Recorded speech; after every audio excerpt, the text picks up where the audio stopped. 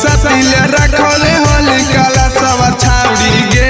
मैया सरस्वती रखले होली कला सब छाउड़ी गे आबारी पास होइए जय भीताहू दसम छाउड़ी गे आबारी पास होइए जय भीताहू दसम छाउड़ी गे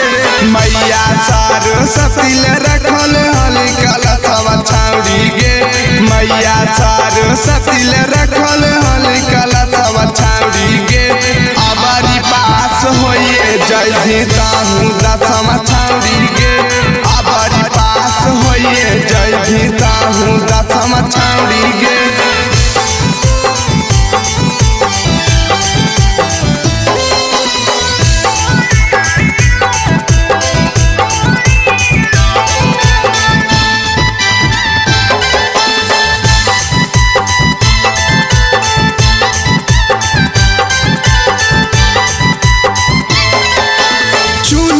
चढ़ाई है यावरी दियारी जराई है सुबह शाम हेगे छाउड़ी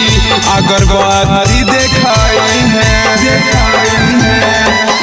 चुनरी चढ़ाई है यावरी दियारी जराई है सुबह शाम हेगे छाउड़ी अगरबत्ती देखाई है गोबर ले जाइए निपी है जाहू आंगन छाउड़ी गे गोबर ले जाइए निपी है जाहू आंगन छाउड़ी गे बिना वाली बात कराई दे तो तोरा दसम छाउड़ी गे आबादी पास होइए जय भीताहू दसम छाउड़ी गे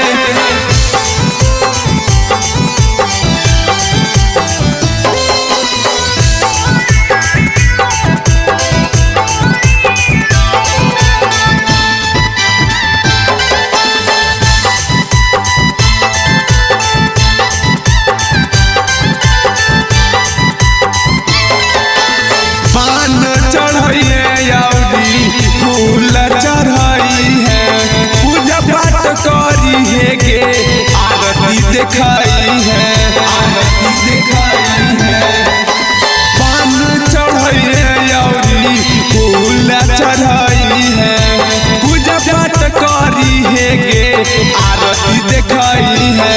सचलाली आदत गबई है रहू भजना मछाउड़ी गे सचलाली आदत गबई है रहू भजना मछाउड़ी गे आबारी पास होइए जय भीताहू दसम छाउड़ी गे आबारी पास होइए जय भीताहू दसम